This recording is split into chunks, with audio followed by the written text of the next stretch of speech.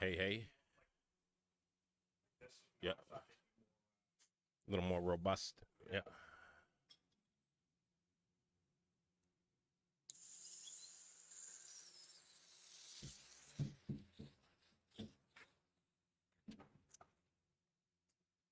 Yeah, that's the end that goes on the clip.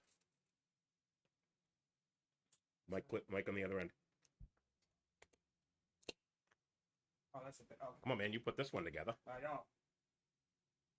Year and a half. So, here we go. Have a seat for 1 second. Yep. So, this is camera one. So, it's the camera directly in front of you. So, this will be you and I. Yep, you and I talking right here.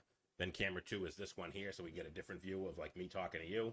So, we're sitting here. And then camera three is the opposite angle, so that camera is the one that's right in front of you. So, if you're gonna do DOMs, so I put this up for a slide for when we get to DOM.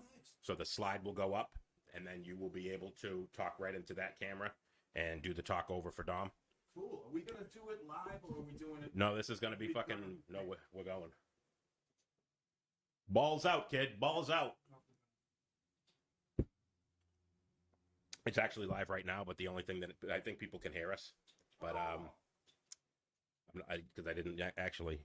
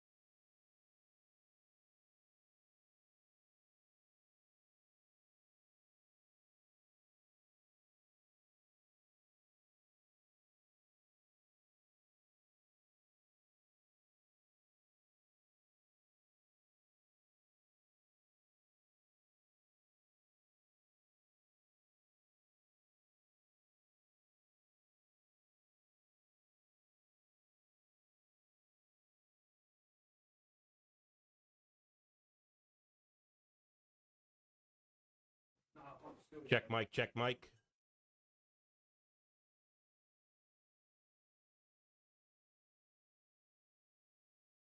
Go.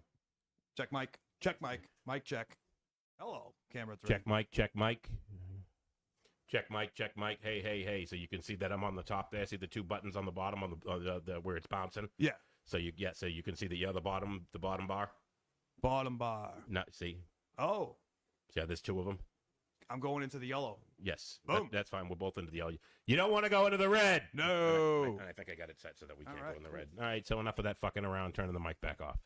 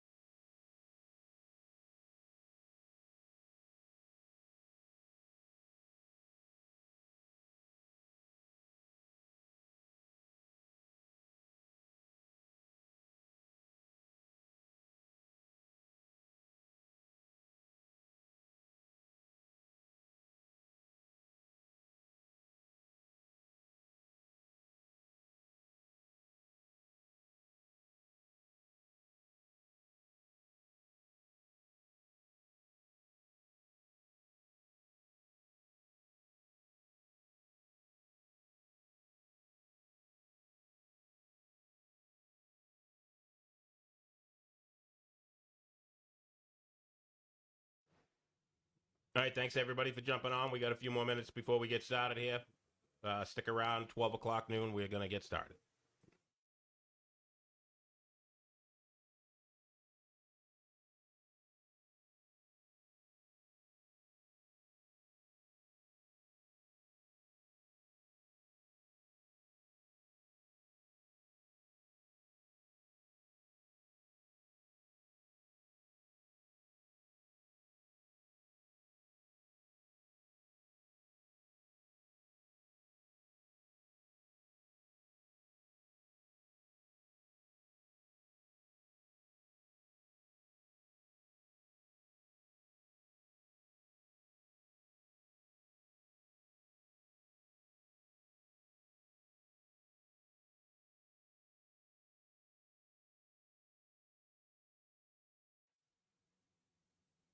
For the whole two people that are watching, can you guys hear us?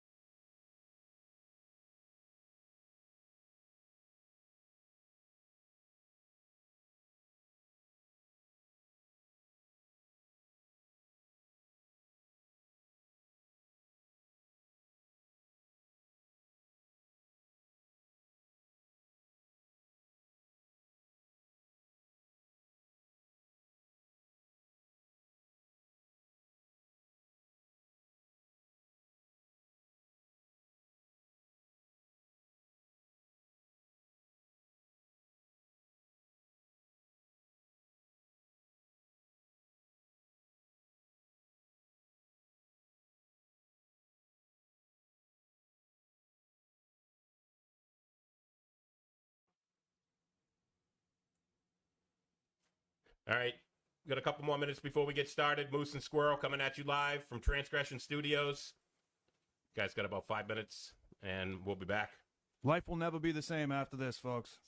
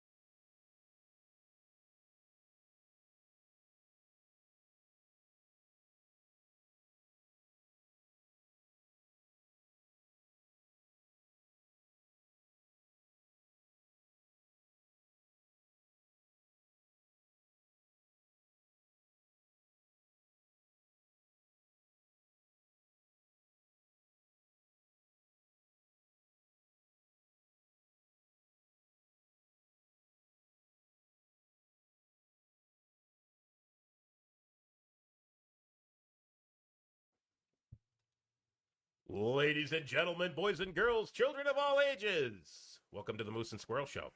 Holy hell! Welcome Oh. to the Moose and Squirrel Show. Hello. Oh, fuck. Hold on a second. Let me turn the fucking volume off on my phone so you don't hear that. So it's just the Moose and Squirrel Show. We said that wasn't going to happen. So, right off the bat, this is the first time doing it. We're doing the producing while we're doing it, so expect a lot of glitches. It's going to happen. You know, we don't have a producer yet, so eventually we will have one, but I am Bo Hulkgren. This is JD3, Johnny Daly, right here. Say hello to the crowd. Get a little red light favor there. Oh, hello to the crowd. Yeah, there you go. So, basically, we're just going to shoot the shit, and you guys get to join in with us. We're going to talk about all kinds of different stuff. We're going to talk about today. We're going to talk about Metallica.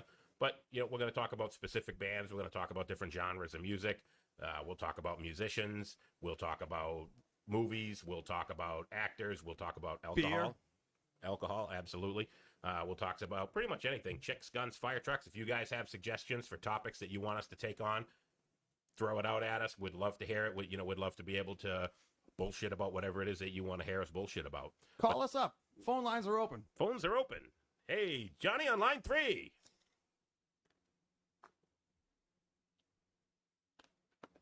Thanks for tuning in, everybody. We're gonna, like he said, we're just a couple of imbeciles doing it as professionally as we can by ourselves, and let's take it away here. All right. What do you got? So today we're going to talk about one of our favorite bands. One of the things that made us friends way back in the day. Oh, Metallica. yes. And I came prepared. Obviously, one of us prepped for the show. One of us did not. Mine's in the wash. Yeah. Like you wash your clothes. Why'd you hide the queef shirt, by the way? Queef. Live, laugh, queef. There you go. That's what it's all about, That's folks. what life is about. So, yeah, we're going to talk about Metallica today. We're going to go over, the band members. We're going to go over the different albums. We're going to talk about their discography, what we liked, what we didn't like. And it's just our opinion. And if, opinions are like assholes. Everybody loves Metallica. I have an opinion, and I'm an asshole. Oh, that's what you meant. Okay. I thought you meant opinions are like assholes. Everyone loves Metallica. Everybody should love Metallica. Well, these also are stories that if you are a lifelong fan of Metallica, you know these stories. And you're going to probably say, well, that's not right. He got that wrong. Up yours. Yeah, but if, you know what? If we say something that's not correct us in the comments. We'll come to your house. Yeah. Like I said, phone lines are open. Yeah. Call in and correct us. So eventually, at some point, we're going to have phones here so that we can have people call in. We're going to have in-studio guests. Sometimes we're going to actually have musicians come up here. Well, so if you're a musician, you want to come up here and play at lovely Transgression Studios here in Derry, New Hampshire. Would love to have you come up here and play. I got full stage set up, full light set up. Come on up. We'll have you play. We'll interview you. We will ridicule you. We will tease you. We'll call your mother bad names. I like Guinness, and John likes Amstel Light. So if you're a musician and you want to come up here and fight the fucking mosquitoes like I'm doing, Guinness and Amstel Light, and would love to have you on the show. Clearly, we only drink beer from Europe, I guess. Yes. I don't know what that means, but hey, what are you going to do? So today, Hey, would you look at that? we're going to talk about, get our ugly faces off here. We're going to talk about Metallica. And I specifically, when I put this together, I had to pick a picture with Cliff because that is when this band was great. I No doubt.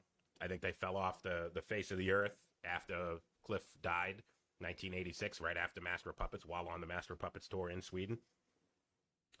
But we're going to start, and we're going to kind of go over their discography. Hey, we're back. Look at that.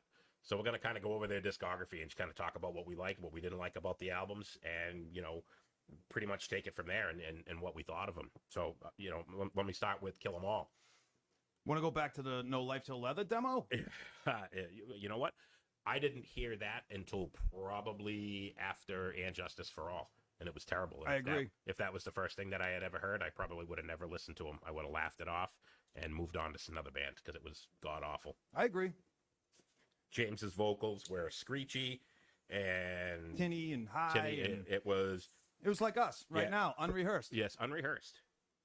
and unpolished. And it was awful. And how they ended up getting anywhere with that demo is beyond me because it was terrible. Well, he came from a band called Leather Charm, so that might have a... Yeah. and he called the style of music power metal.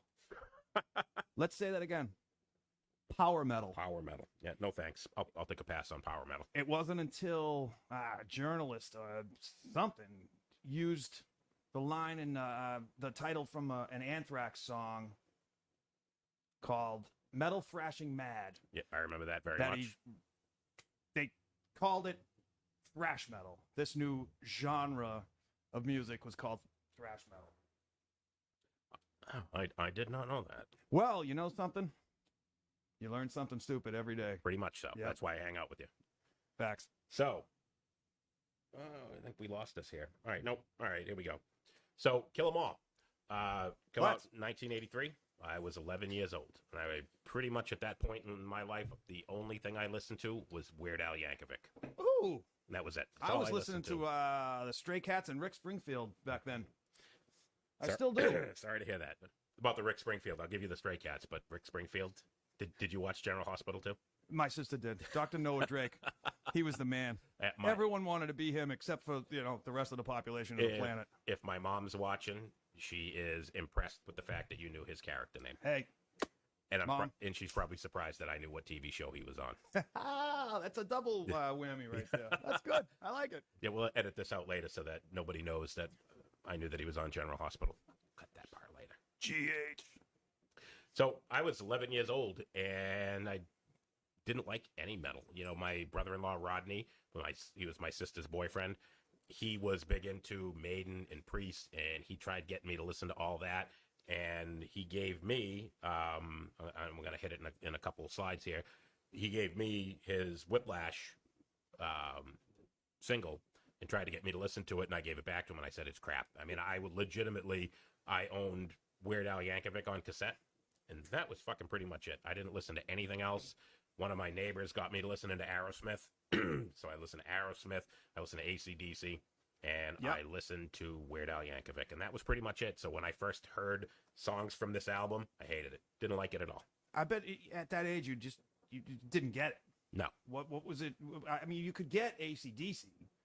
I had a friend down the street. Him and his older brother, all they listened to was AC/DC. And I was like, man, there's something here. Of course. I mean, they were world famous. Yep.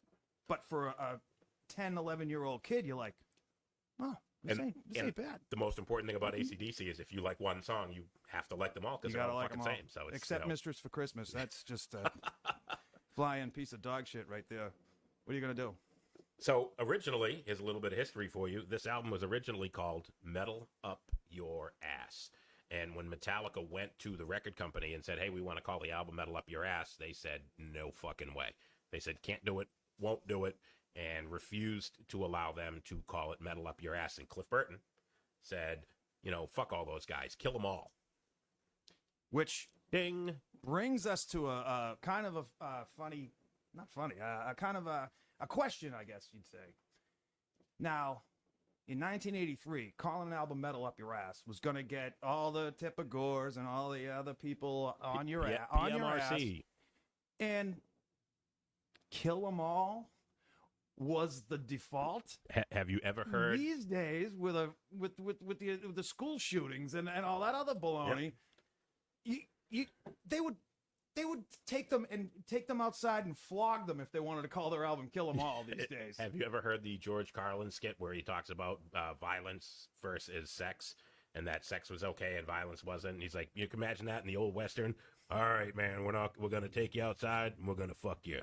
We're gonna fuck you slow. We're gonna take you outside and we're gonna kill you. Which you're gonna kill you slow, which is okay. I think they're both okay, but It depends on the person. But yeah, that was the old George Carlin skit, and that was it. And even back then, even back in '83, all the songs back then were about, the rock and roll songs were all about partying and drugs, and you had, everything on the Sunset Strip with Van Halen and all those bands that were coming out, and that's what all their songs were about. Absolutely. And they didn't give a shit about that. That was okay. Girls. Yep, girls. But then Metallica was the antithesis of that, and they wanted the metal up your ass. And then they ended up going with Kill 'Em All, and that was the surprise that they allowed them to do Kill 'Em All with the sledgehammer and the pool of blood, which I think is a pretty fucking cool album cover, Miz, if you couldn't tell. Yeah. And they apparently like to put bodily fluids onto album covers. That would come back which a will little come bit later. later. Yes. So, yeah, come later. But boom. Anyways, so See what I mean? yes. you write that one earlier? Or that one just, come off the top of your head? Oh! All right. So, funny story. I told my kids I had actually bought the Metal Up Your Ass shirt. And I told my kids, I said, hey, listen, what if I told you that Metallica, and they both knew who Metallica was. I said, what if I told you that they have a shirt, a T-shirt, that has a picture of a toilet on it, and somebody's sticking their hand out of the toilet holding a giant metal spike, and it says, Metal Up Your Ass. And they both looked at me and they said, no fucking way. And I had a button-down shirt on, and I took it off, and I was like, you don't think so? And they thought it was the funniest thing ever. So, even my kids at like 10, 12 years old thought it was hysterical. So, I still would have probably not liked the album just because that music style for me, because going from Weird Al Yankovic to Metallica was quite the jump. So, it took me a while. But, I had mentioned this earlier, Whiplash. This was the first EP that they put out, and it originally wasn't released in the States. It was a European EP, and you could only get it over there. And how my brother-in-law got his hands on it, I don't know, but he gave me this. And on this, there was a copy of Blitzkrieg and Am I Evil, which were two cover tunes that on the re-release of Kill 'Em All they put on. And I actually enjoyed both of those because those were a lot less thrashy. They were still metal, they were still heavy, but they were a lot less thrashy. So I wore out the B-side of this cassette because I just listened to Am I Evil and Blitzkrieg over and over again. And trivia, first song I ever learned how to play on guitar from beginning to end was Am I Evil. And I didn't know it was a cover tune. And I used to tell everybody, yeah, I know Metallica or Am I Evil? And everyone's like, that's a Diamond Head song. I'm like, who the fuck is Diamond Head? It's Metallica. Look, right here. I got it right on the cassette. And the B-side on that, speaking of Jump. Oh, no, I'm thinking of Jump in the Fire. Jump That's in the what made Fire. me think. All right, you're Yep. right.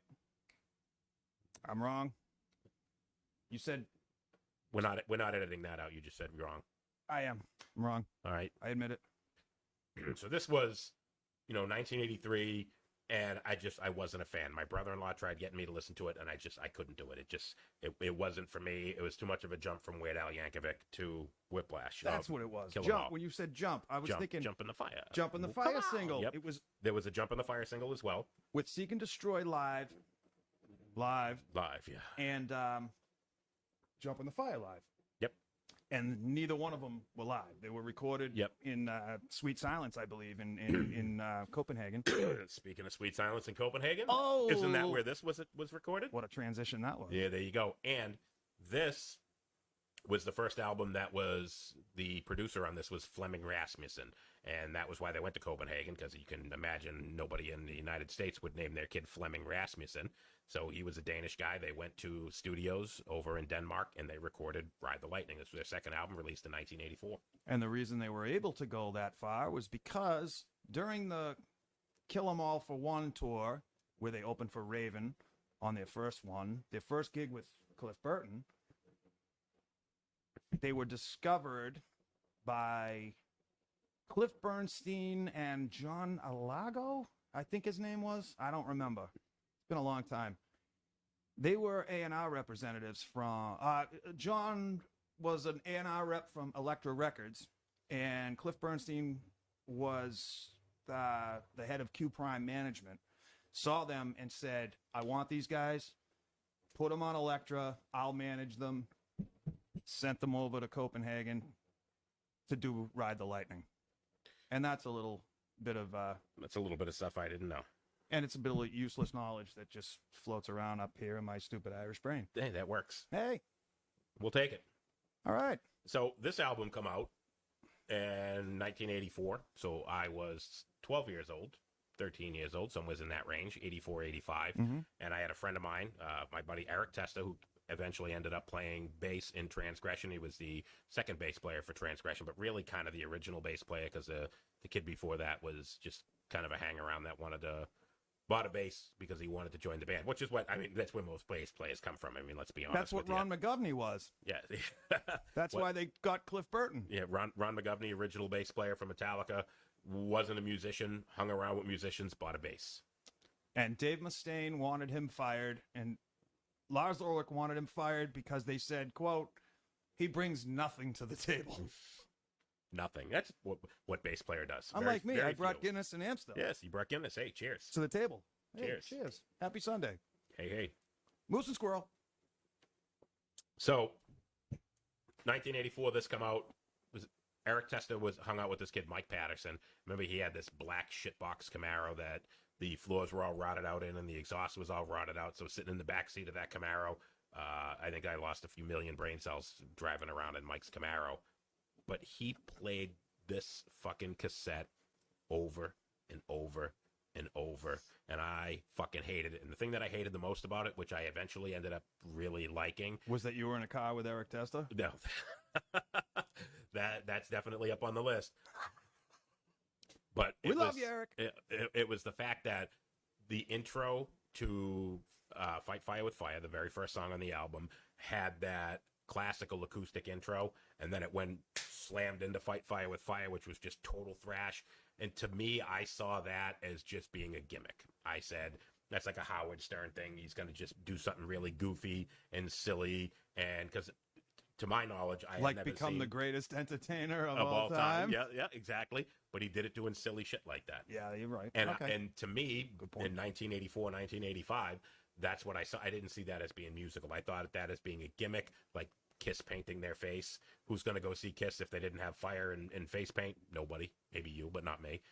And even if they didn't have fire and face paint, I still wouldn't fucking see them because I hate Kiss. But that's another fucking story for another day. That's Talking about- episode 3. Yeah, that's episode 3. Yeah, we'll be back with more. We're going to debate that one. Oh, you just wait. We're probably going to agree on most of the stuff today. Not all, because I already know we're not going to agree on one thing, but we'll get to that one in a few. But we'll have the Kiss debate soon. But Yes. I just saw that as being a gimmick. Yeah, And to I me, can see that. I hated it. And I also hated Fight Fire with Fire because it was just it was just chugging an E, and I could never get beyond that. But the first Metallica song that I really enjoyed that they wrote was For Whom the Bell Tolls. And I absolutely loved every bit of that song. And Fade to Black was easy to listen to. The ballad, that was really easy to listen to. Wasn't, super thrashy, and it was more melodic, and it was very metal. But I just couldn't stand Fight Fire with Fire, and it made me not want to listen to pretty much the rest of the album. And so aside from For Whom the Bell Tolls, I thought it was crap. No Hemingway. That's a good take. I can see that. And I can see the gimmick, being like, 11, 12 years old, or whatever it was you said, going, this instrument doesn't even belong in this song. Like, Exactly. Yeah, I get you want some build up and some dynamics and all that fun stuff. But the thing that got me about not so much Kill 'Em All, because that to me seems like a collaboration of everyone that had played with them up until then, almost like Appetite for Destruction. Right. You don't just write that in a week. No. That's a lifetime of thoughts and feelings and all that other horse shit. And I think that's why you see a lot of bands with their first album is holy shit great, and then they go downhill from there, because as a musician, you've written 5, 6, 8, 10 years worth of material to get your first album. That's right. So it's all of the best stuff, and then you have 2 years to do it again, and 2 years to do it again, and a year and a year. You don't have a lot of time to prep, and The sophomore curse, and that's why you get a lot of garbage after the first album. So because you're forced to do it. you're forced to. But I think, looking back at it, hindsight, I think when you look at Kill 'Em All to Ride the Lightning only being 2 years apart, I thought it was better. I would think it was more well written. Absolutely. And then the same thing from Ride the Lightning to Master of Puppets. I think you see the same thing, that they progressed so much with their first few albums, Right. that they didn't have that curse like a lot of other bands do. They only got better. Yes. And that was what I was going to comment on, is that my favorite thing about the early Ride the Lightning and Master of Puppets is it's unbelievable to me that James Hetfield wrote that stuff. Yes. It's, plain and simple. The words and the music, which is all music is, take out feeling and, anybody else's personal feelings. I'm not talking about jazz or anything. Yeah. Come on now. Words and music. Yep. He seemed to be so far lyrically and musically ahead of so many people in that style of music back then, that was like, that's why Master of Puppets charted. That's why it was, holy shit, their underground following followed them from 83 to 86, but then they just exploded. And you got to even think, 83 to 86, almost no bands became popular without MTV. Right. None. If you didn't get MTV airplay, Great point. you got nothing. Yep. And Metallica, until 1988, when they released the video for One, had zero. Nothing. And when they opened for Ozzy on the Master of Puppets tour, Yes. and Ozzy was like in metal, he was like the biggest thing. And equal amounts, you would go to see they'd walk around with the camera crews before the shows, and you saw equal, if not more, people wearing Metallica shirts Yes. than you saw Ozzy. And talk about fucking Ozzy Osbourne. Right. And there were more people. They had such a dedicated following with no internet, with no MTV, and very limited radio. I mean, it was mostly college radio that they were getting played on. Yeah. Around here, WMWM, that's the most intelligent thing you've said all day. You were waiting for that. Yes, you were I waiting was. for that.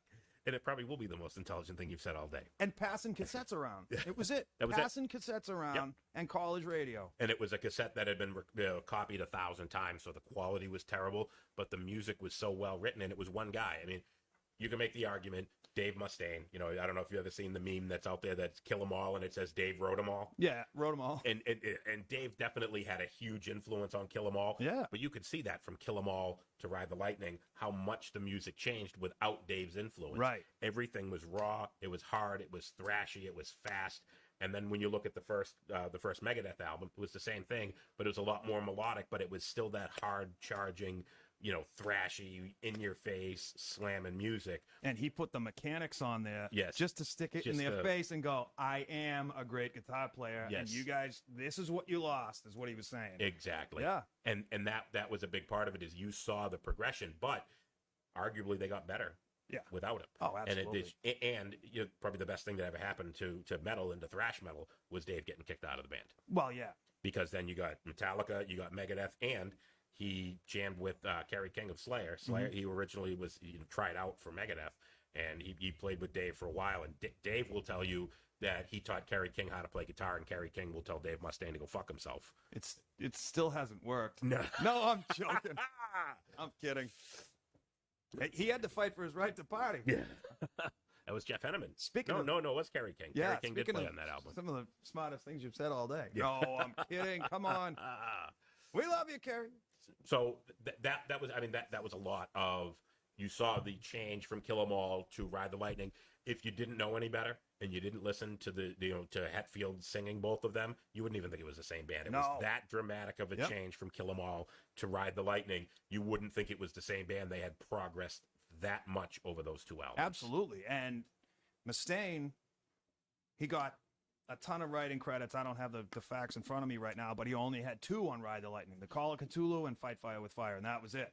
Correct, but he adamantly to this day says Oh, that I'm sorry, Ride the Lightning, not Fight Fire with Fire. Ride the Lightning and The Call of Cthulhu. And he is adamant to this day that he wrote most of Creeping Death. And if you listen to it, it sounds more Dave than it sounds James. So I would actually tend to believe him on that. Okay. But he claims that that he wrote a lot of Creeping Death as well. All right. And Call of Cthulhu, he definitely, I mean, if you listen to Hangar 18, it's that same chord progression in Call of Cthulhu where they pick the notes. And then in Hangar 18, he plays the chord progression, but it's the same exact notes on those 2 songs. Okay. So he either blatantly ripped it off for Metallica, or he wrote it and he knew, fuck you, I wrote it and I'm going to play it anyway. Like John Fogerty being sued by his own record company for plagiarizing himself. Old Man on Down a the song. Road. Yeah. Yep. Doing John Fogerty plagiarized John Fogerty. It's what a beautiful country. That's 2 beers. But the what many we did you buy, Nick? we 8? were just talking about So we were talking about the change from Kill 'Em All to Ride the Lightning. and you mentioned a song. Oh, Creeping Death. That's Creeping where we were. Creeping Death. So we have no way to edit this right now. This is live. Creeping Death. Going back to what I was saying about Hetfield being brilliant. Mhm. That guy could watch a movie, The 10 Commandments, Mhm. and write those verses.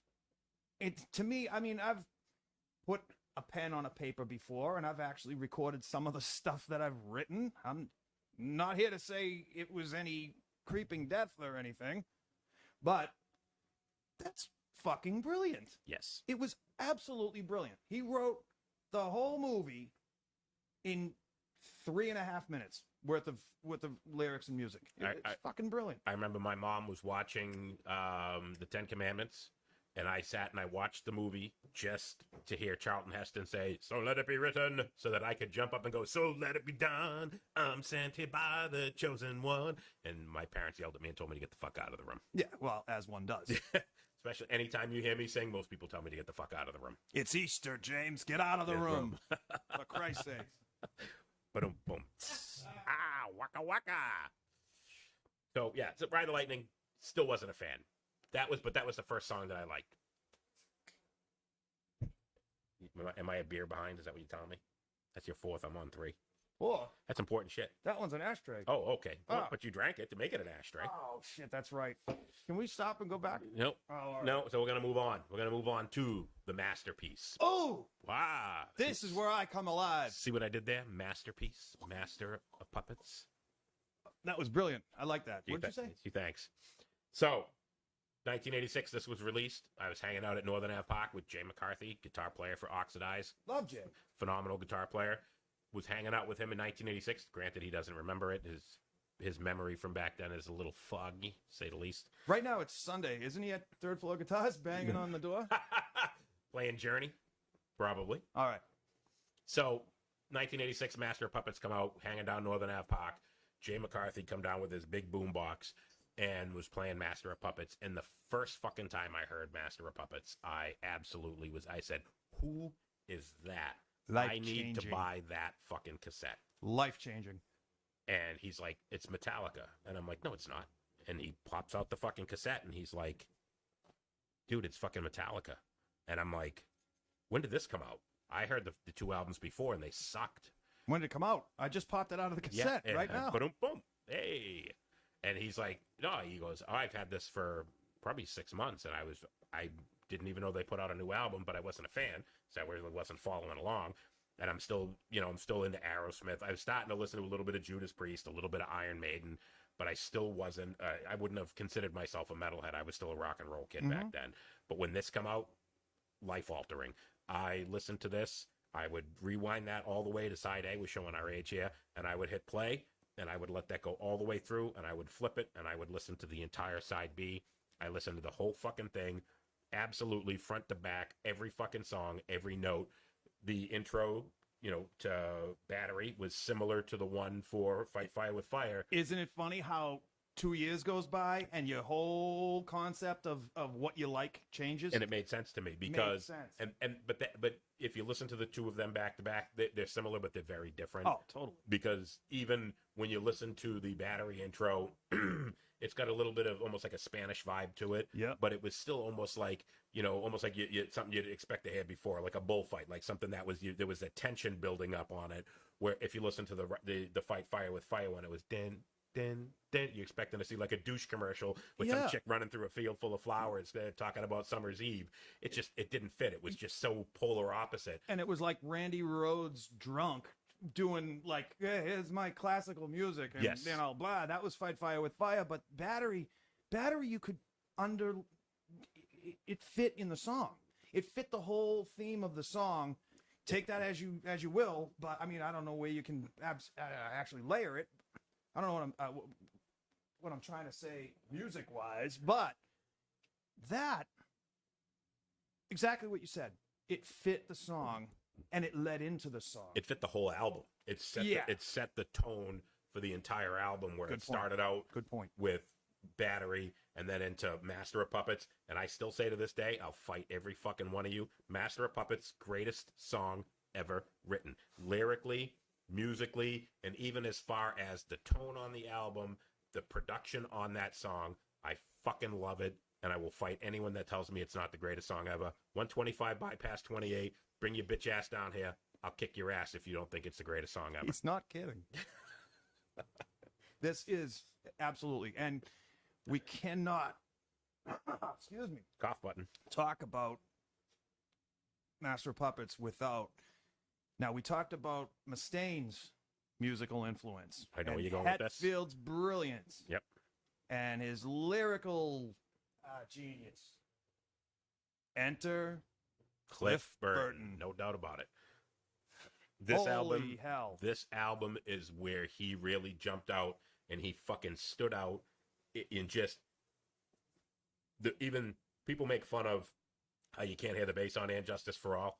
Can you, aside from "For Whom the Bell Tolls," can you really hear the bass on "Ride the Lightning"? You gotta really listen for it. If you don't know what you're listening for, the bass even on "Ride the Lightning" and even on "Kill 'Em All" for the most part. I mean, "Kill 'Em All" you can definitely hear it, but it was such a straightforward metal thrash album that 99% of what Cliff Burton was doing was doubling the guitar, and you really didn't notice the bass. It didn't stand out. Right. On this album, on every song, the bass stood out, added so much melody, added so much flavor to all the songs, and just really made the songs better. From what I had read and been told, he was one of the only ones. Now we know, Kirk took his lessons from Steve Vai, and I'm sure he knows all his business about, triads and fourths and fifths and the circle of sevenths and all that Phrygian stuff. mode. But Cliff was actually studying music and melody and wondering, how can I apply this to my own band? And I can't just go up there and be this crazy guy playing a distorted bass through a wah-wah pedal and not have it make sense anymore. He can't make a whole career out of anesthesia. No one can. No, definitely not. Unless you're a dentist. Yeah. And I've talked to bass players that are like, Cliff Burton had the worst tone ever. And if you take that aside, fine. But like you were saying, you hear the bass, but it's just subtle enough that it's carrying the band. It's for the song. He was not doing Anesthesia. For those of you that don't know Anesthesia, it's a bass solo that Cliff had been working on through his Trauma days and recorded. It was on Kill 'Em All. Enter into Whiplash with Lars backing him up. Is that the first time we mentioned Lars? Yeah, fortunately, yes, that's the first. Hopefully it's the last. But it won't be. Let's keep going about Cliff. Cliff Burton, the man. But anyway, his tone, I guess if you're a real bass player, maybe you don't like Cliff's tone. Maybe it's not for you, but holy shit, did he fit that album. Unbelievable. And by the way, a little bit, Kill 'Em All, Anesthesia, what does it start out as? What's the very first thing you hear? Bass solo, take one. It was not one take. Hold on. Truth of the matter is, he played the bass solo in one take, but that wasn't the first take. Oh! So, they said bass solo take one as a joke because it was like the fifth or the sixth take, but start to finish, it was one take. Oh. But it wasn't the first time he tried it because that was one of the things where a lot of that when he originally did it was improvised. Yes. And it wasn't until after he got the final and he heard it back and he heard the whole thing, he went back and said, I'm going to learn it note for note exactly what I did. Because a lot of it, even like a lead guitar player, when they're writing solos, there's certain parts where they really hit on, and then there's parts where they just kind of improvise and noodle away. And he just kind of went in, and the spots where he was noodling away, especially when Lars comes in with the drums. With the what? When the drummer came in. Because he was actually good? No. Oh. No. Oh. That definitely wasn't it. Oh. So a lot of that was it was more improvised. I don't want to call it noodling, but it was more improvised on that part. And he went back after the fact and relearned that. And when you see him play it live, he nails it note for note. Okay. Because some of it wasn't, but it was one whole take from beginning to end. But it wasn't the first take. All right. And that's one thing that they see. And I saw that on an interview with Lars, where he had talked about it, and they had asked him about that. Lars who? Yeah, Ulrich? Unfortunately. From the drummer from Metallica? Is there another Lars? I wish there was. It should have been Lars. It should have been Lars. I should have put that fucking picture up here. Oh. So, back One to puppets, question back to puppets. about anesthesia. Yes. Before we go back to puppets. You ever hear the harmonics at the very end, right before Whiplash? Yep. I feel like saluting the flag when you hear that. Yeah, absolutely. It's very, very, very American. It's very Star-Spangled Banner-ish. Absolutely. It's like Revolutionary War fife and drum music. Yep. You're still looking for a little drummer boy and guy walking out with the flag. Yeah, and the angry guy that looks like George Washington. Yeah. Absolutely. But unfortunately with this album, it was the end of Cliff Burton. Oh. because, and I know she's watching, your country killed him. It was your fault. My wife is from Sweden. That's it. Your country killed him. You're not a sponsor anymore. You took Cliff Burton from us. Oh. You. Oh, no. So yeah, he died in a bus accident. For those of you who don't know, and it should have been Lars. So Even though it should have been Kirk. I would have taken either or. The card game. I would have taken either or. So the story was, and Kirk Hammett tells the story.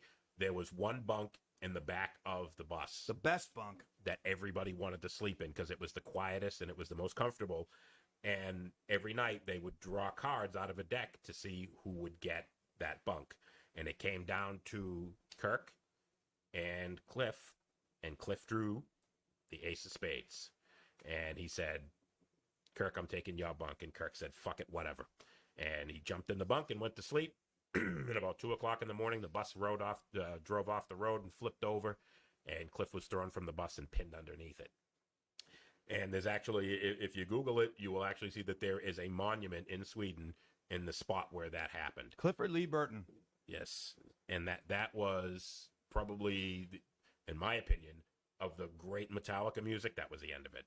They were never the same after him. They still wrote some good music, but if you look, we talked earlier about, that sophomore curse and not being able to duplicate the first album. Mm-hmm. I give their first album, looking back, hindsight 2020 kind of thing.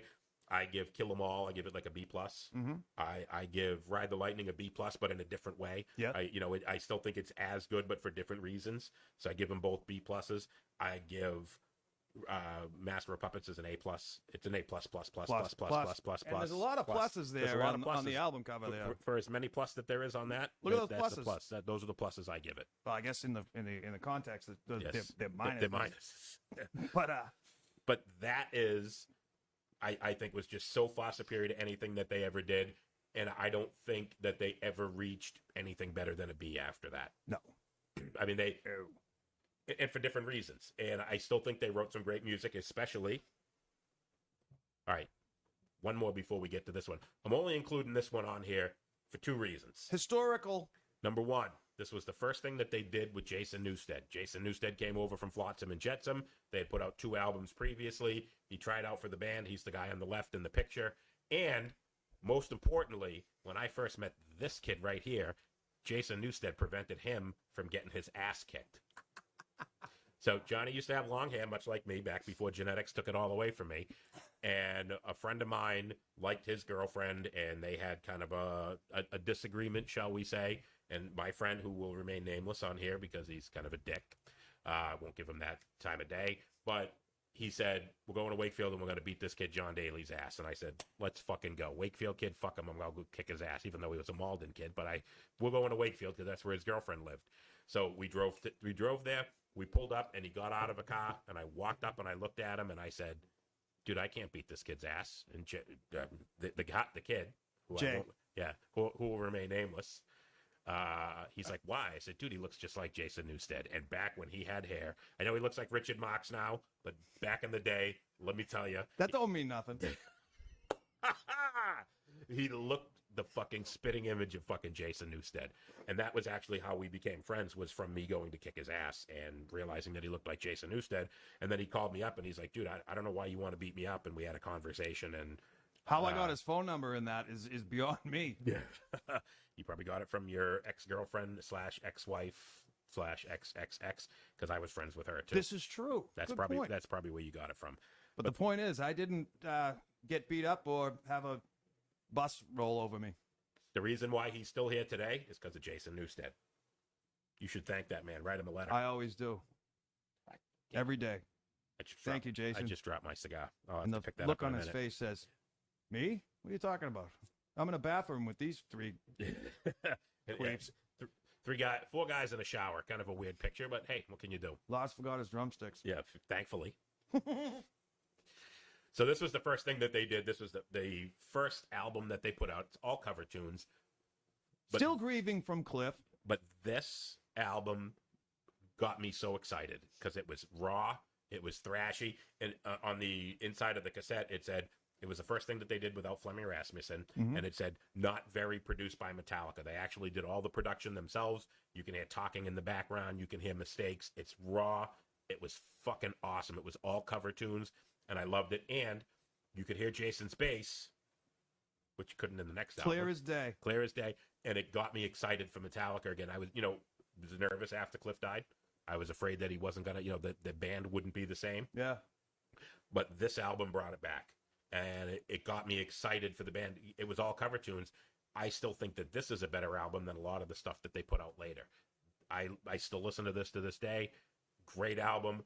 And you want to talk about gimmicky when they covered the Misfits' Last Caress, Green Hell. Yep.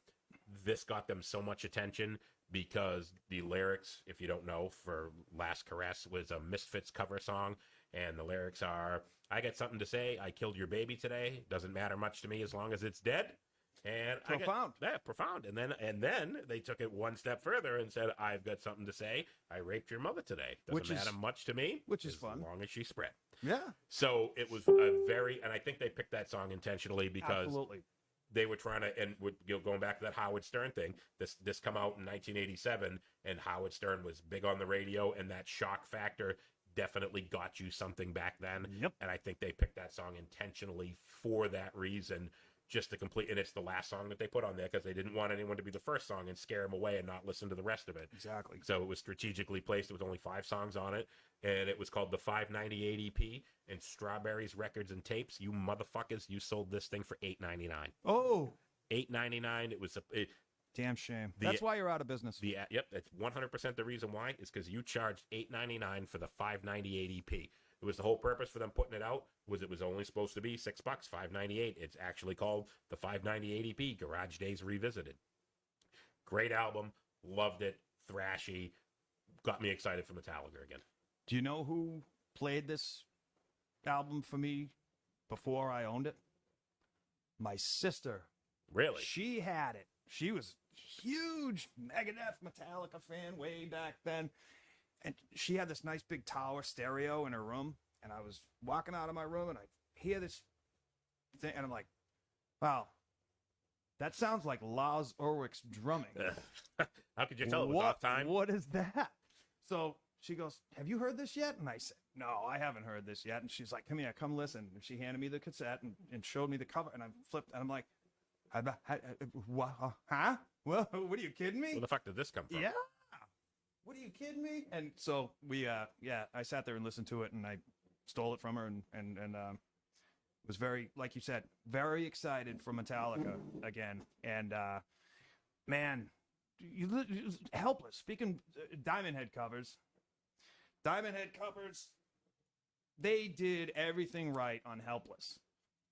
And I can't even, there aren't enough words to talk about how great the production and the rawness of the song Helpless was. There's just nothing I can say about it. There's something you could say about it. And I will say this, I don't believe that Lars played on that song because it was good.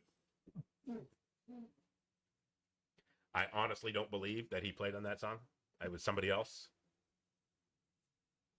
Could be wrong, but I'm going to go with Lars did not play on that album. And then he had At least maybe the whole album. But then he had a lot of nerve to call out orders and stuff. Keep it going. Keep it ringing out. Let it ring out. Shut the fuck up, Lars. But I love this, and it got me excited for Metallica again. And then, And Justice for All, 1988. This album completely changed everything about Metallica. Because everything. Everyone was waiting for this album. Yeah, they got so big, and sadly enough, the attention that they got from A, playing with Ozzy, B, from Cliff dying, they got so much attention, and there was so much excitement on this album, and Cliff was I don't want to say he was anti-promotional, but he was anti-mainstream. So he didn't want to do videos. He refused. They had talked about doing a video on Master of Puppets, and he was totally dead set against it. If you've ever seen pictures of Cliff Burton, he looked like a hippie because he pretty much was. He was old school. I want to be famous, and I want to make it on the merits of my music and not because we put out a goofy fucking music video. And anybody long before the music video, anybody that is in a band like Metallica playing the kind of music that they played, and you ask what's your influences? And he says ZZ Top. Yeah. What a guy. And before And Justice for All came out, it was October 88. Don't forget what they did that summer to bring Jason up to speed. I know they had played Japan in the fall of 87, getting him warmed up, getting him his sea legs, made him eat a whole thing of wasabi, telling him it was, ice cream? Ice cream, yeah. They did the Monsters of Rock tour across the United States with Van Halen, the Scorpions, Kingdom Come. And who else? There was one more. Van Halen headlined it. But anyway, they brought Metallica out. And to a lot of these guys, I remember watching interviews with like Sammy Hagar. It's like, oh, Metallica is one of my favorite bands. It was like, you don't know who they are. No. Nobody in that upper echelon of music knew or cared who they were. At least that's the way I saw it as a 14-year-old kid. And man, I saw clips on MTV of them playing at the Monsters of Rock Festival. And I went, I can't wait for this fucking album. This is going to be killer. And then it came out. Yes. Now, I will say this. I said earlier, nothing they did after Master of Puppets was even a B, or nothing better than a B. This was a B. You saying nothing else matters? Nothing else matters. Oh. Especially that fucking song, and Lars as a drummer. Wait, he didn't play on that. Thankfully. It should have made it a better song, but unfortunately it didn't. Keep going. Yeah, all right. Let it ring out. So this came out, and I was excited for it. And before the album was released, they actually released a video on MTV. And this, believe it or not, was what made me hate Lars Ulrich. Made me fucking hate him. Made me hate him. And let me tell you why. When the video came out, you could go to Strawberries Records and Tapes, and you could buy for $10. It was a VHS cassette.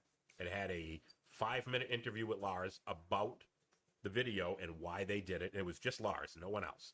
It's just Lars, man. He's just like talking about why, this. Let me tell you why we did the video. And that made me want to punch him in the face. Or it was want to punch 5 minutes long and 3 minutes of talking and 2 minutes of his tongue sticking out? Yeah. Okay. He starts talking about the concept for the song One. And if you've never heard the song before, it's basically about a guy who is in a coma. He can hear everybody, but he can't communicate back. He can't move. He can't talk. Because he lost his arms, his legs, and his face. Right, pretty much. But he can hear everything that's going around. So it's like you can't communicate with anybody, but you're still alive. You're aware of what's going on. You can hear everything that everybody's saying, but you can't communicate. That's like marriage. Yeah, pretty much. I would agree with you. There we go. We agree. And Lars is talking about how they came up with the concept for the song. And he's like, me and James, we were talking about this concept. What if we wrote a song? What if we wrote a song? And he starts talking about what if they wrote this song and the concept and how him and James came up with it. What if I pitched for the Red Sox? Well, no, wait a minute. Hold on a second. So, Jason Newsted, their brand new bass player that had been in the band at this point for a year and a half, almost 2 years, his previous band, Flotsam and Jetsam, No Place for Disgrace. There is a song called Escape from Within. Go listen to Escape from Within. Would you care to guess what it's about? It's about a guy who's in a coma that can't communicate, but he can hear everything that everybody's saying.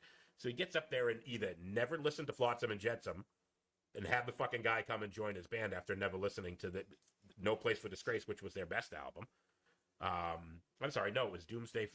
Doomsday No for the Deceiver was their first one on Metal Blade. Correct. So it was No Place for Disgrace, and that song is on there, and it's exactly the same thing. He's just blatantly, and I was a big Flotsam and Jetsam fan. And they got signed to Elektra based off the fact that Jason Newsted was their former bass player, and then they released When the Cum Storms Down. Yep. I mean, When the Storm comes down. Sorry. Yeah, god-awful album.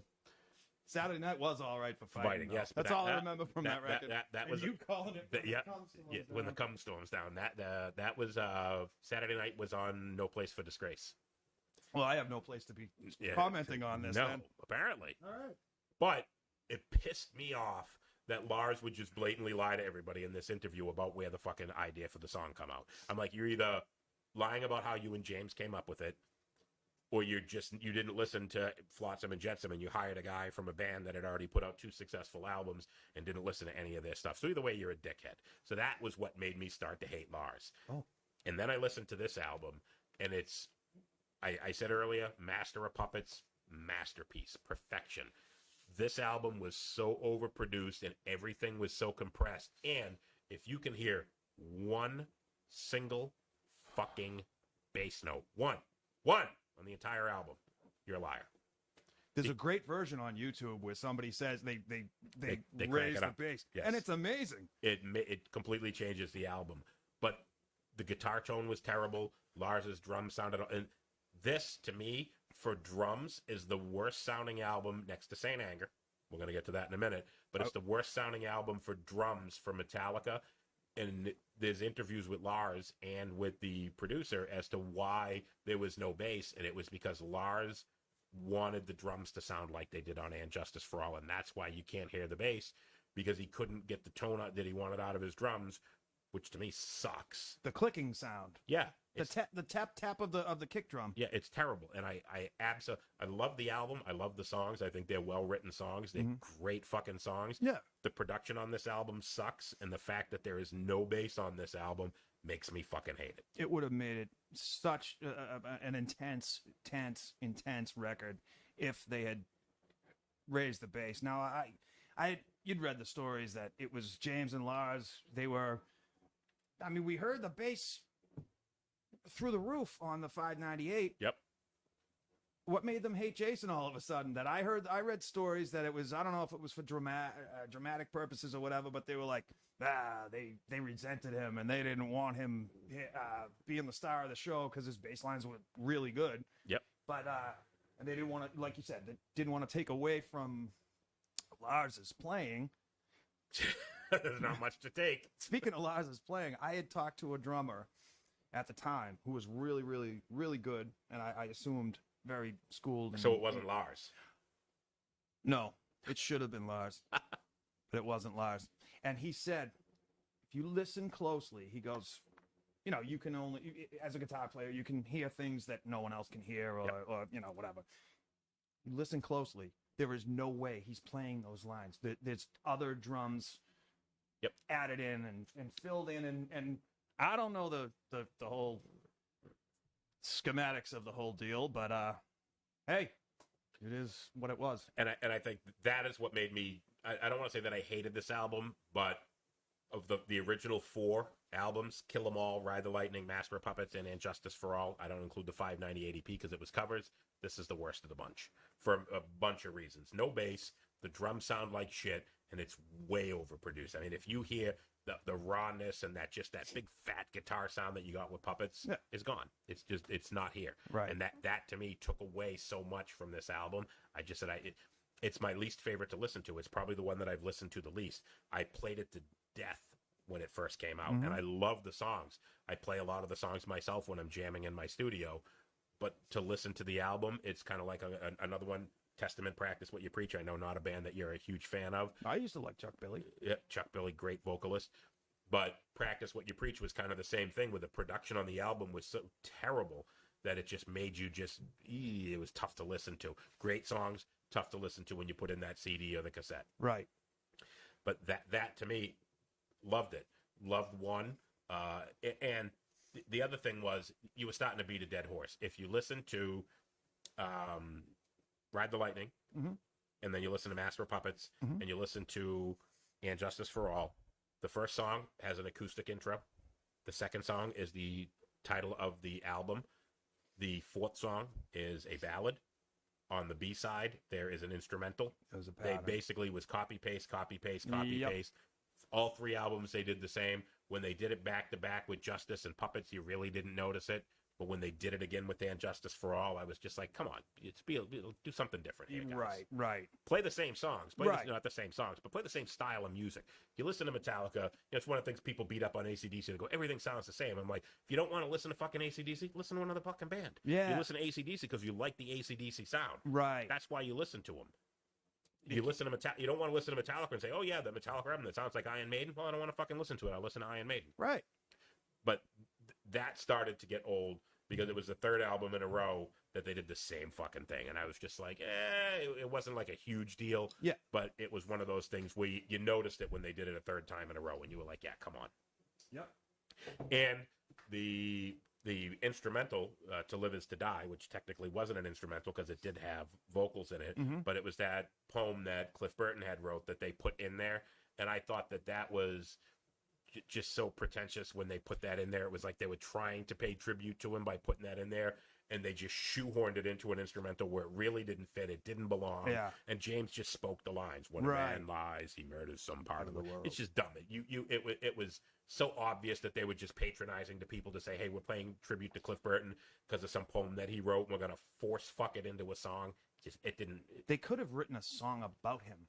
That would have been great. Yeah. And by Dave Mustaine, when Cliff died, he wrote when we get into Megadeth, we'll talk about. He wrote a song about Cliff Burton. It's a surprise. Yeah, we'll talk about that later.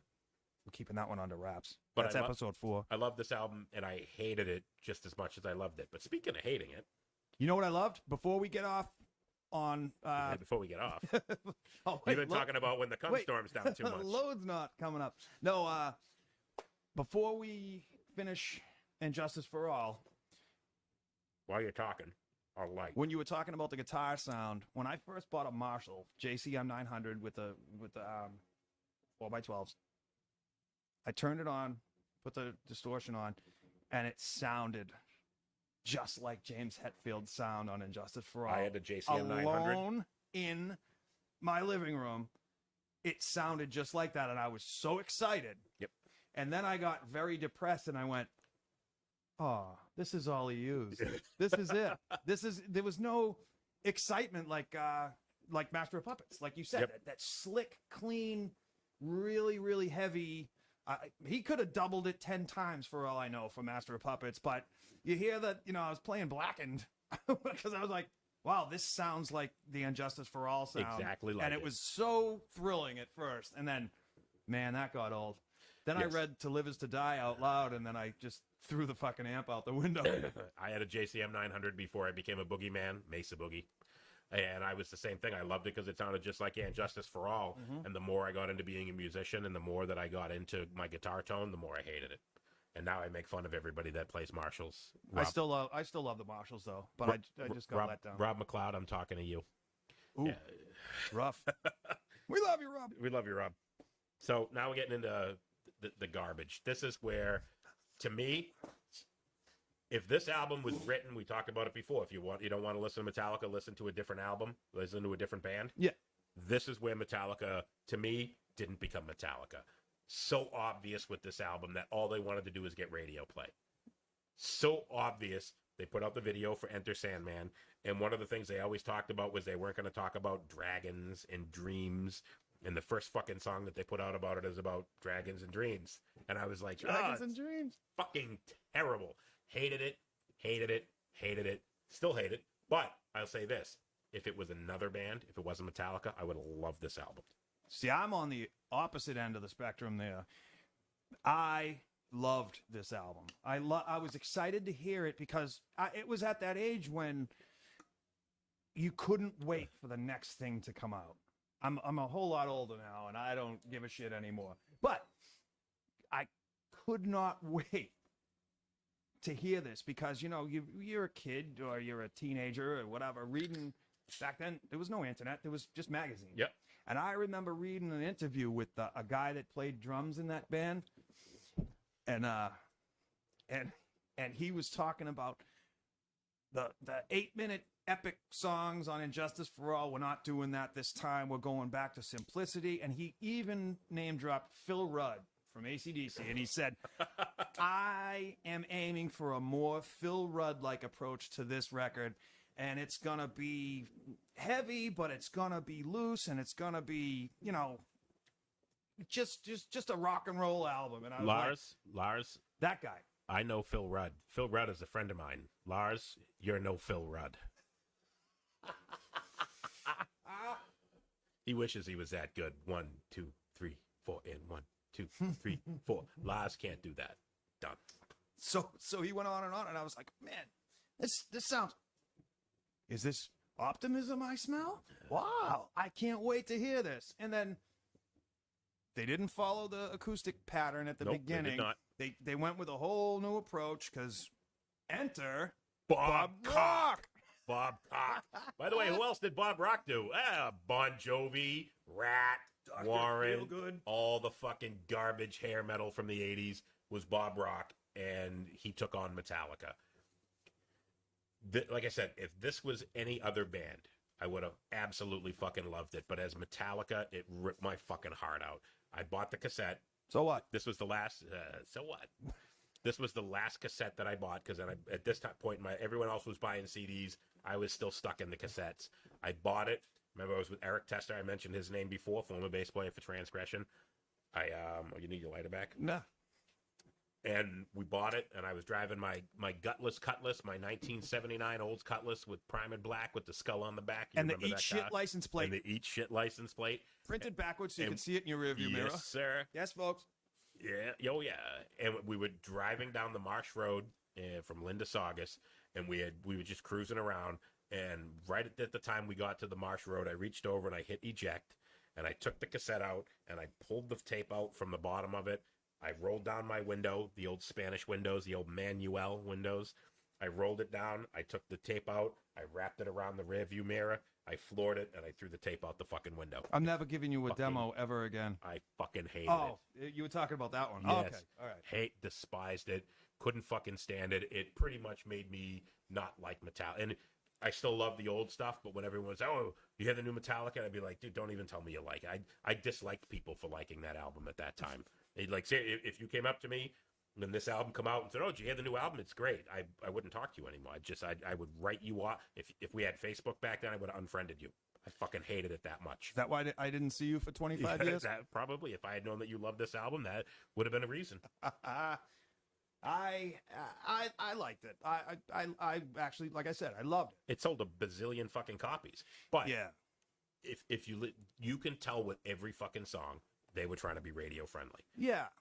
The song Holier Than Thou. I remember, and I know exactly what you're going to say, and I haven't heard this from you for 30 friggin' years. And he says, no more that the crap rolls out your mouth again. That's when you gave up. Yeah. I remember. By the way, you can sitting take that song, and you can say, no more that shit rolls out your mouth again. It flows with the song. It doesn't change anything. But the fact that he said crap instead of shit, I was like, you got to be... They're so obvious that they were placating to the fucking radio-friendly crowd and the MTV crowd, and they went to do a complete 180 from what they were doing before. And I heard that, and somebody explained to me why he says crap. Why didn't he say poo-poo or doo-doo? It would have been better. I would have actually appreciated it, because then it would have been silly. The caca runs out of your mouth again. And I could have appreciated it, but when he says that crap rolls out your mouth again, and not that shit, and there's no way, you can't say that it doesn't, it flows. It just does. And a lot of times when he sings it live, he actually says that shit rolls out your mouth again. The fact that he sang it that way live, but said caca poo poo doo doo when he fucking put it on the fucking album, just shows that they were, because of Bob Cock, fucking hate that guy. Yeah. He was saying, you're never going to get on the radio. Yeah, you're never going to get on KNAC with this kind of talk. You got to do these lyrics. You can't say shit. That was my Bob Rock impersonation. Yeah, that was a pretty good one, too. All right. I've never heard Bob Rock speak a word, but I'm going to guess that's kind of what he sounds like, because he sounded like a douchebag. I guess. I don't know. No more of that crap rolls out your mouth again. Yeah, crap. I remember sitting on my parents' porch, however old I was in 1991, and I asked your opinion. We were talking about the brand new Metallica album, and that was the sentence you said. You said, listen, I listened to it all the way through, front to back, back and forth, and you said, I can't believe he said no more that crap rolls out your mouth again. Yep. And another thing you said was, he uses words like rover, wanderer, nomad, vagabond. The fuck You is that? said, what? This is the guy that wrote Battery? What, are you kidding me? That was fun. Everything was just so soft. It was soft. It was like the kindler, gentler Metallica. And I was anyone who knew me back then, I was the angry kid with the long hair, and I wanted angry music. And you didn't get it with this album. It just, I completely fell off the face of the earth with it. Anyone that knew me from high school, I wore a Metallica shirt every day for the 4 years I was in high school. I was in junior high for 3 years, but high school only 4. 7th grade, best 2 years of my life. But when I got to high school, every day that I showed up for school, I had a Metallica shirt on. Loved it. When that album come out, it made me never want to wear their shirts again. It turned me so completely off to the band. I was disgusted. I mailed him Cinderella shirts. Yeah, I would have worn him over the Metallica had he. It was a long, cold winter.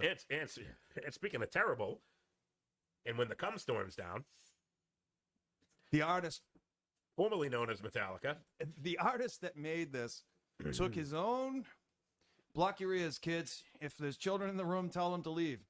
He took his own semen and blood and poured them on a piece of plexiglass and smashed the plexiglass together and took a photo of it because that's art, I guess, somewhere. so bloody jizz Bloody Jizz. is art. They could have called the album Bloody Jizz. And Look. I probably would have bought it. Look, it's Bloody Jizz. Bloody jizz. It But is. no, they called it Load, and it was a load. It was a load of shit. I liked it because we waited for it. Like I said, I'm at the school of I couldn't wait to hear new Metallica. And also, this was the point where I sort of dropped off. And it's not because they cut their hair. It's not because grunge was big. You were the angry guy in school. Yep. Thanks for ushering in the grunge. You just wanted to hear angry music. Careful what you wish That's for. depressing music, not Yeah. angry music. That's not episode 5 or 6. We're never going to talk about grunge. I hate other people, not I hate myself. I didn't like grunge. Yeah, we won't. That whole era doesn't exist to me. Speaking of grunge, did you borrow that from Trickster? Oh yeah, I did. That was a grunge look, man. Give it to Flannel me shirts. good. Give it to me good. Yeah. So almost drank the ashtray. I don't know if it was being young and having kids or whatever, but it was. Oh man, it's been 4 years since Metallica's latest release. It should have been a lot longer. half of me couldn't wait for it to come out, and the other half was like, tell you the truth, I don't give a shit. You just wanted Metallica. You didn't care. Yeah, and then I was like, wow, hey, look, a new look. They could have put Bloody Jizz on the album cover and you still would have bought it. But that's when they still did, like, now it's all downloads and internet shit, but that's when they still put out liner notes and photos inside, and sleeves. You still had to buy the CD at this point. Yes, Yep. and I was like, hey, look, a new direction for them. Good, whatever. It's all fine. No one got killed.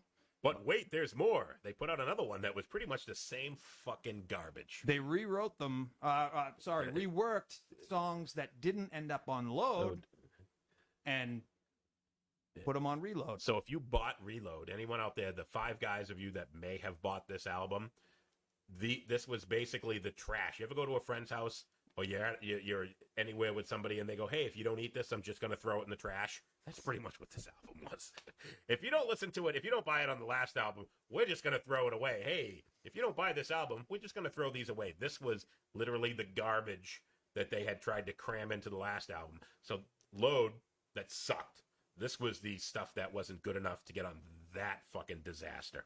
And this one, the artist, they called him up again for his services, and he was standing there with his pants half around his ankles. He said, guys, I just left my wife she's in the bedroom, so I'm going to do you mind if I do blood and urine this time?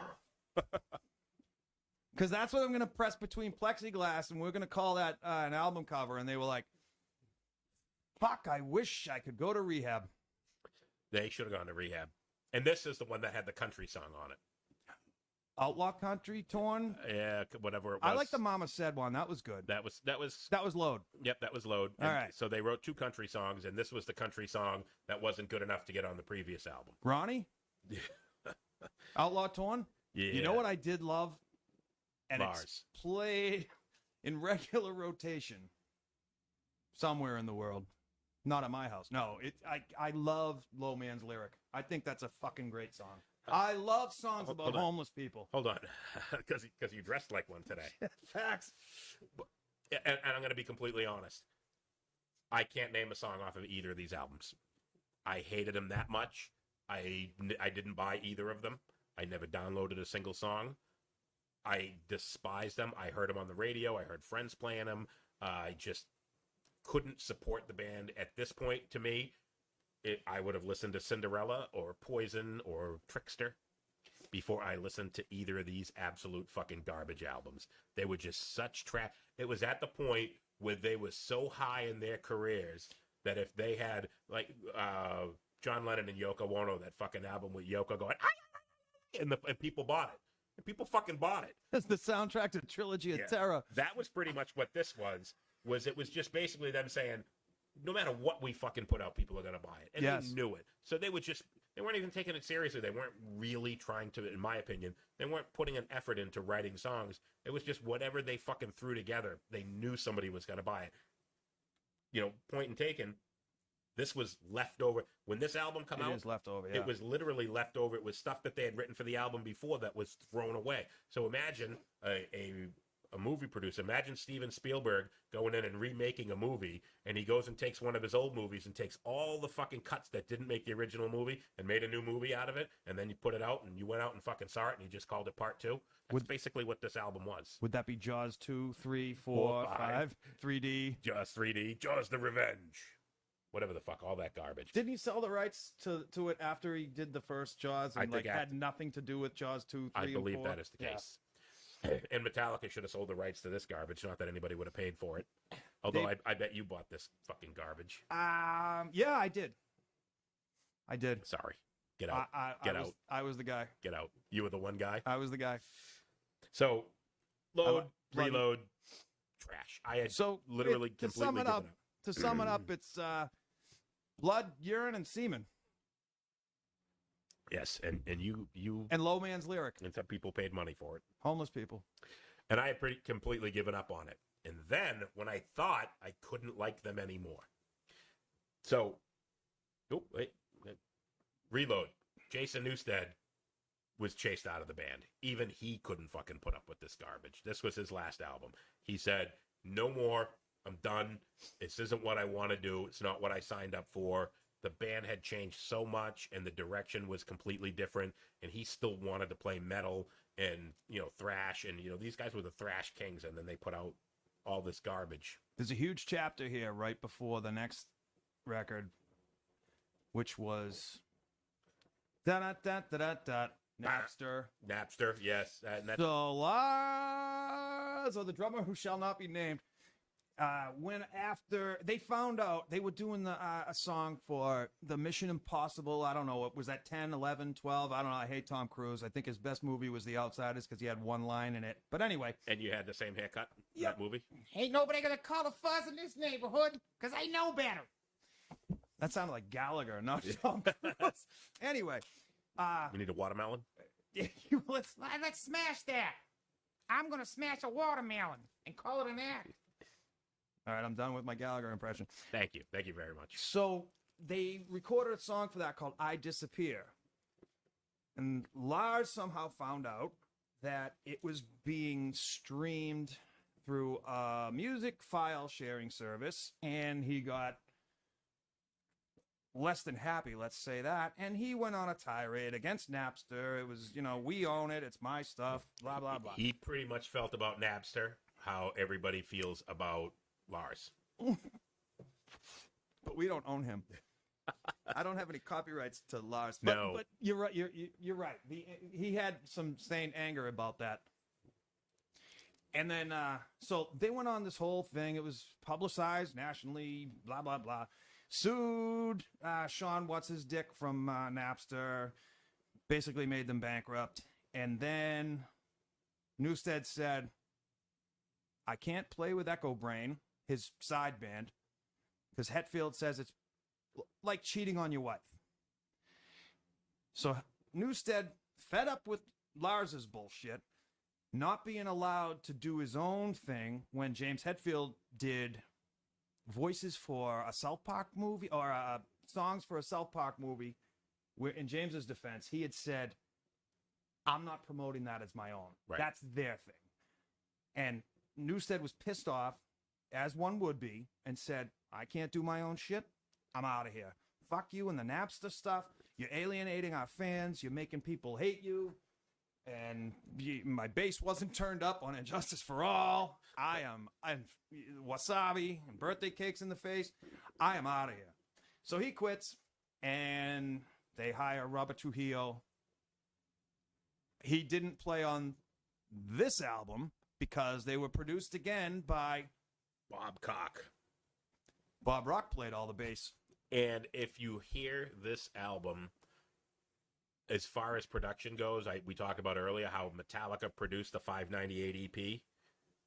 I would pay them to produce my album before I paid Bob Rock. If Bob Rock had said, "Here, Saint Anger, here's what I did for Metallica," I would have punched him in the face and said, "Get the fuck out of my house."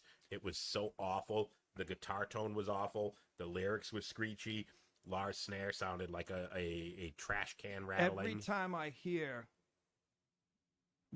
anything from this, I think, oh shit, it's trash night. I gotta bring my barrels I gotta out. bring the barrels out to the curb.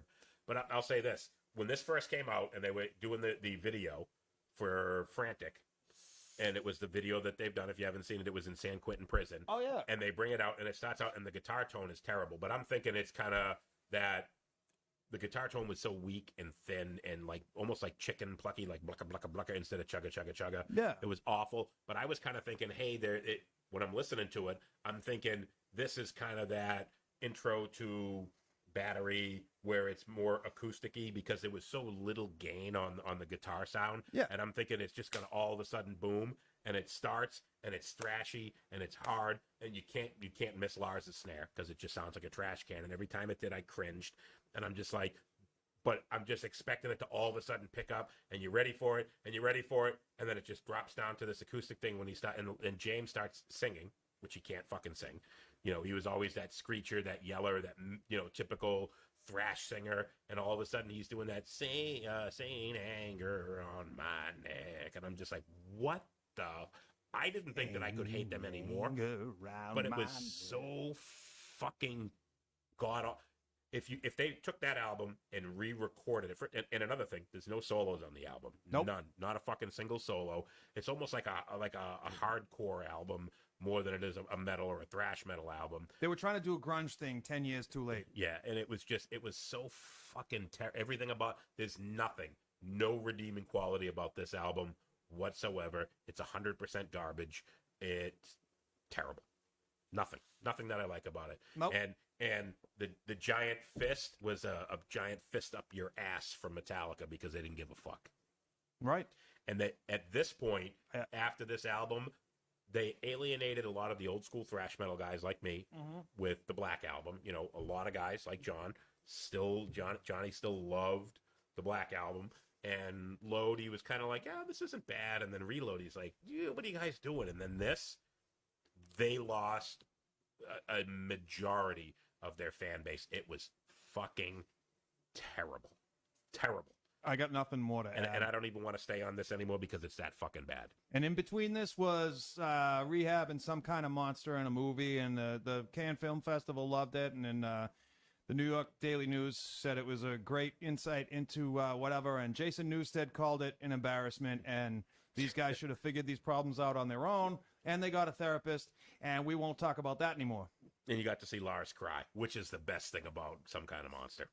Watching Lars cry. It'd be better if I got to punch him in the face and he cried, because that would make it better. But just watching him cry made me want to see it. I said, All of his tears landed on his tongue. yeah. But this album seemed like a bunch of old, washed-up metalheads trying to reinvent themselves. It was back to the old. It was produced much like the And Justice for All, where it wasn't great production, and it seemed like they were trying to write thrashier, more metal songs, that heavier metal thrashy that I loved. And it was it was still a disappointment, but it was a step in the right direction for me. I loved this album. Why? Because just look at it. It's a coffin. That was pretty much their death. It was the end of it. Oh man, I never noticed that. I got a lot to say about this, but we'll save that for another time. Say Because it. Come on. Here's your chance. I Speak. fucking love this album. I thought it was a great step in the right direction. The Day That Never Comes Good tune. still hasn't come. They were right. The day hasn't come. Nope. It's a But good tune. this was Rob Trujillo played on this album, right? Yep. This was the first that Rob Trujillo played on. Former Suicidal Tendencies, Ozzy's band. He played for Ozzy, and he played in Infectious Grooves, which was that kind of funky metal. Yep. After Suicidal kind of disbanded, they did that Infectious Grooves thing. Funny tale, Ozfest in, I forget what year, Jason Newsted joined Voivod. Yep. There's an old metal band. Oh yeah, and he ended up subbing in Ozzy's band for one of the Ozfest performances, which is kind of kooky and weird that he's taken.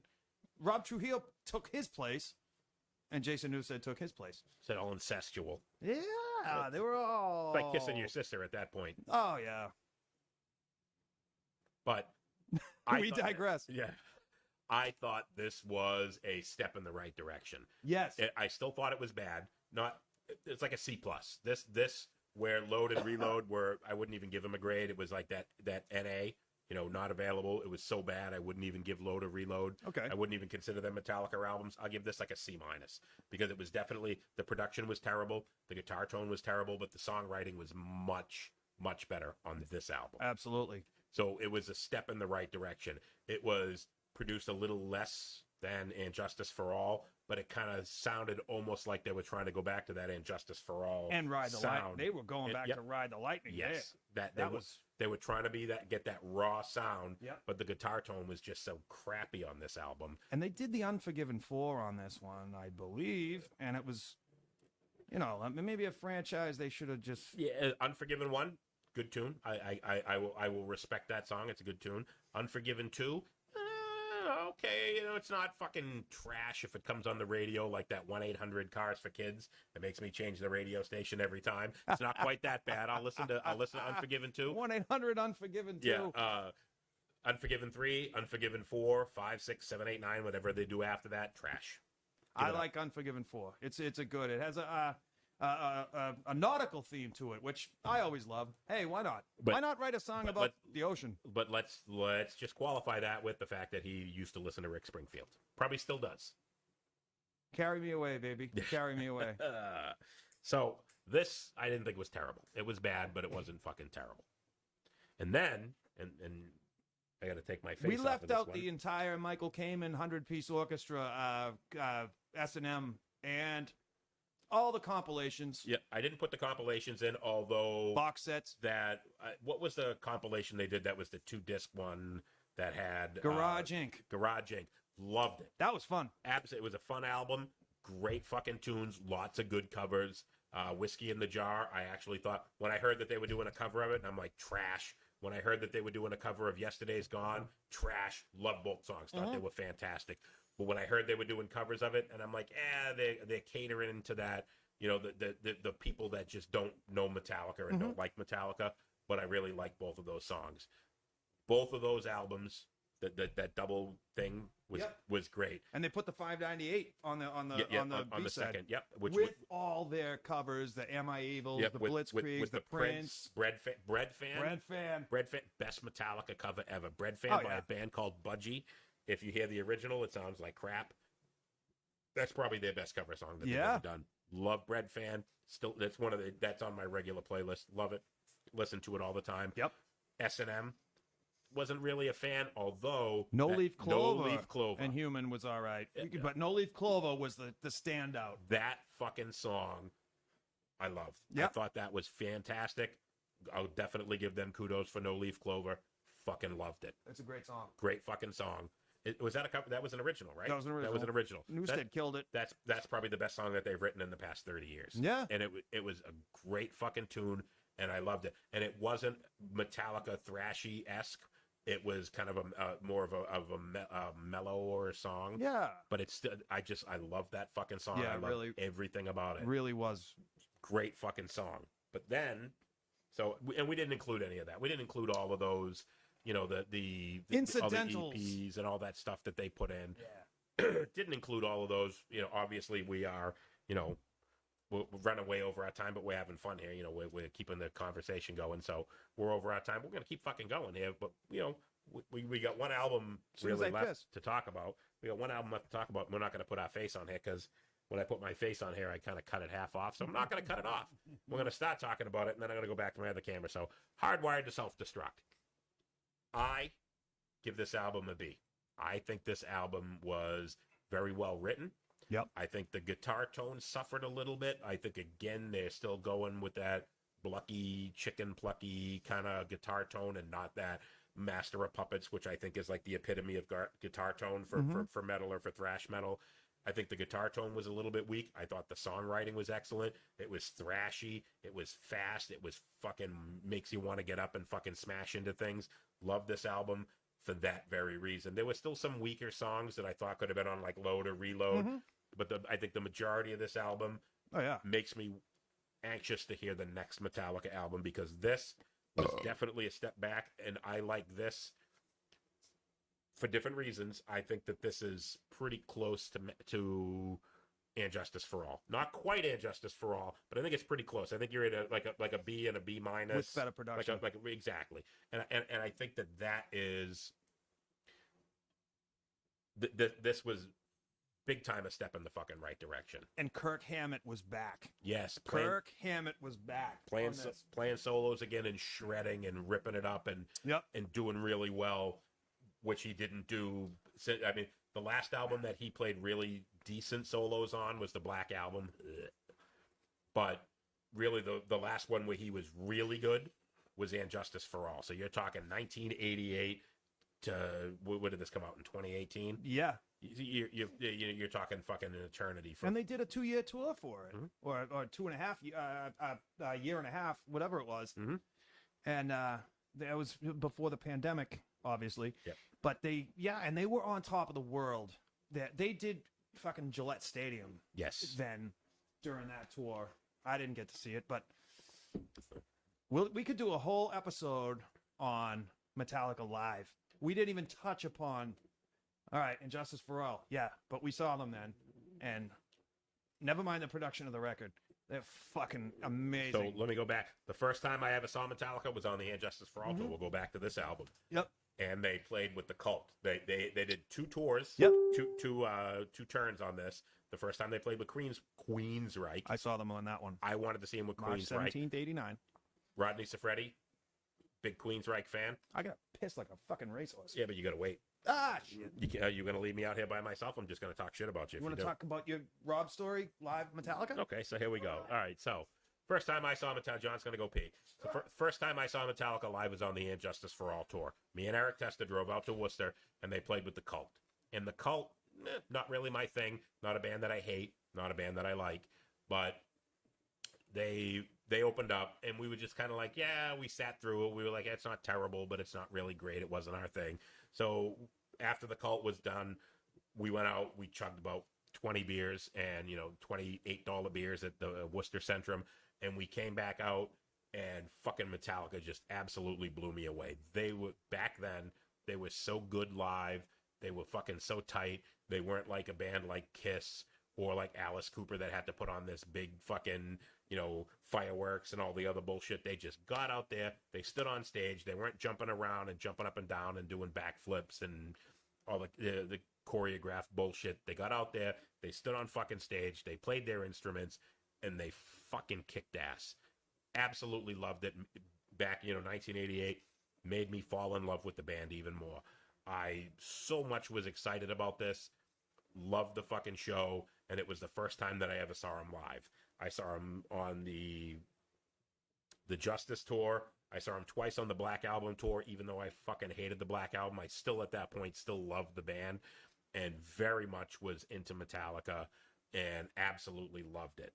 But I liked this album better than I liked this album. Oh, no. Better than this album. Great album, not so great album. John loves this album. I didn't. I still love this album. But, I'm sorry. This album, John loves. I think this 598 EP, better album than the Black Album. Black Album gets a C from me. And it was because it was just so too much radio friendly garbage, trash, didn't like it. Radio friendly, complete polar opposite of what I liked and what I wanted from back then. Wasn't Metallica. If the Black Album was, JD3 and the Pimp for Me, I would have loved it. I would have absolutely fucking loved it if it was any other fucking band. What if it was Flotsam and Jetsam? No, because Flotsam and Jetsam, No Place for Disgrace was a better album than the Black Album. Okay. But if it was JD3 and A Pimp for Me, Yeah, I would have absolutely loved it. where did I go wrong in life? You didn't have the pimp for you. I should have written the Black Album. I didn't have the Pimp for Me. That's what you were missing out on. It's no pimp for Thank me. you. No pimp for you. No lighter for old men. Yeah, there you go. There is a lighter for old men. Ha ha! Hey, you gonna come in and get on the video? Yeah, but it's still on. So, hey, Mike Muse, everybody. Mike Muse. Hey, Ladies and gentlemen. you need razor blades. They are inside on the that toolbox that's inside. And so, speaking of interruptions here, let's We've got some business to take care of here. let's talk about our sponsors for today's event. We Karina's actually Cakes. have sponsors. Yeah, Sorry, I stepped on you. Yeah, that's okay. You know, you get to do the second sponsor. I get to do the first. You know what? Not only do I get to do the first sponsor, but I get to do the first sponsor.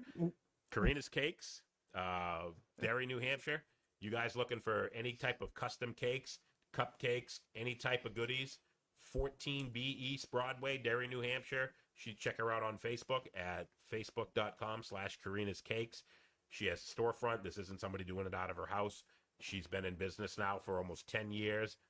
Not only do they look great, they taste great, and it puts money in my pocket. Karina's Cakes, Derry, New Hampshire. And we have another sponsor. We have two sponsors? We have two sponsors. What are we, pros or something? Apparently so. I don't know. Oh. I don't know what you had to do to this guy to get the sponsorship, but you can talk about this one. Man, we are going to talk right now about Third Floor Guitars, Malden, Massachusetts. Dominic Frizzy, setup, customization, repairs. This man can do miracles with guitars. He's an ace. He's Fender certified, Gibson certified. He is all your guitar needs in one shop. Third Floor Guitars, Malden, Massachusetts, 781-248-9698, facebook.com/thirdfloorguitars or www.thirdfloorguitars.com. I can't say enough about the workmanship and the time and the expertise that he puts in and the love that he puts into his work. I'm not just blowing smoke up your guitar hole here. Just do him a favor. Do not sing Journey songs when you go in there, and don't call him on a Sunday. So, Nope. Third Floor Guitars. I bought this guitar right here. This is a Jackson Custom Shop, Pablo Santana. I got this guitar. I bought it on eBay, got it on an auction. It was an unfinished guitar when I bought this. It had no machine heads in it. It had no electronics. It didn't have a Floyd Rose. It's basically a husk. I brought it to Dom and I said, hey, one-off guitar, one-off Jackson, one of a kind. Never going to see another one. I need you to make this guitar work for me. I brought it up to Dom, left it at his shop for about a week, sent it back to me. Pickups wired in, Floyd Rose in, everything set up. Fucking this guitar plays fucking beautifully. If you kind of see in the background here, I got about 40 guitars. Dom's probably set up half of them. Some of them I haven't changed the strings on in 10 years, and that's why Dom hasn't done any work on them. But I have Dom work on all my stuff. Guy is absolutely phenomenal. Just don't call him on Sunday. Yes. So that's Third Floor Guitars, everybody. Go check him out. He is the shit. He is the man. Dom, we love you. He loves Journey. When you go in, make sure you sing a Journey song for him. Any way you want it. Any way you want it. That's Dom's motto, in fact. Any way you want it. Yes, it not? is. It is. So with that, we want to thank you all for viewing and tuning in and all that bullshit. Like we said, we're just getting started. This is going to be a weekly, very weak, a weekly, we're calling it a radio show for right now. Weekly podcast, Moose and Squirrel. And we wanted to do this for a long time. I know everyone says it, but the pandemic got in the way. I remember sitting right here in this studio, March of 2020, right before the world shut down. We had a meeting in here of we laid out show notes. We laid out plans. We laid out everything we were going to do, and then we couldn't do it. So, happy to be here. Happy to have you here. So, Happy to finally get it done. Bear with us. and come up with some ideas. So, we obviously we talked to Death Metallica today. We're going to talk about other metal bands. We'll talk about whatever you guys want us to talk about. Movies, music, beer, chicks, guns, fire trucks, drugs, Acoustic hookers, performances. whatever. Yeah, we're gonna have musicians come up here. We got multiple people that want sponsorships. We're gonna have well, hopefully someday we can get Dom to come up here and we can play a little Journey. I know Dom wants to play some Journey with us. All he wants to do is shit on us when he comes here. So He told me that. we would love to, we'd love to have people come up. If you want to come up and do an acoustic act, you want to come up here, you want your band to get some time in here, whatever you guys want to do, we'd love to have people come up. We're looking for ideas for the show. Today, obviously, was Metallica Day. We're going to talk about, I think the next show we're going to do is the Big Four. We're going to talk about Metallica, Megadeth, Slayer, and Anthrax. You're going to talk about Metallica, Slayer, Megadeth, and Anthrax. No, I'm kidding. No, we're just Busting your tits. whatever. We'll talk. We'll do it. We'll do. You know what? We're going to do a show, season 1, episode 2. Rick Springfield, just for you. September 28th, 1981. Yeah. That was a song on one of his albums. I never listened to it. So we appreciate everybody coming out. Thanks for showing up, Moose and Squirrel. We guys will see you next Sunday. Thank you very Transgression much. Studios. You can find me at Daily the Third, DALYTHETHIRD. Transgression Music. Transgression Music. Transgression Studios. No, at- it's Transgression Music Studios at Facebook. Took me 3 fucking tries to get my own fucking page. Is that where we are? That's where we are. All right. Appreciate everybody coming out. Peace. Bo and JD3. Yep, there you go. Out.